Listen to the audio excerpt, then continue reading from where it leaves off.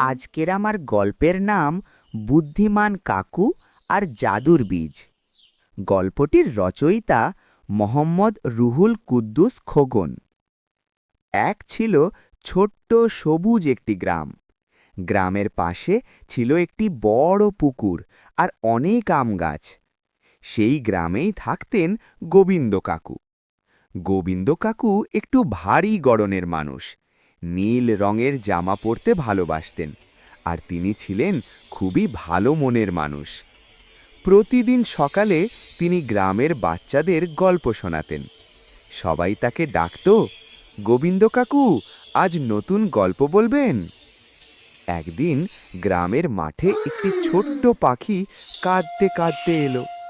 গোবিন্দ কাকু জিজ্ঞাসা করলেন, কি হয়েছে ছোট্ট পাখি? পাখিটি বলল, দুষ্টু শেয়াল আমার খাবার চুরি করেছে। গোবিন্দ কাকু একটু হেসে বললেন, চিন্তা করো না, বুদ্ধি থাকলে সব সমস্যার সমাধান হয়।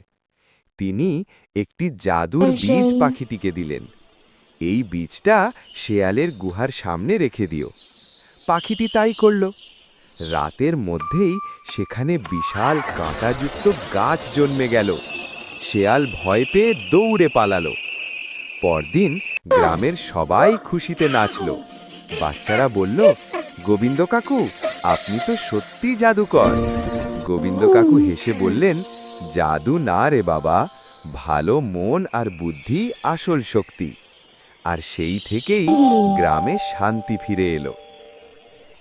গল্পের শিক্ষা: বুদ্ধি আর ভালো মন থাকলে দুর্বলরাও শক্তিশালী হতে পারে।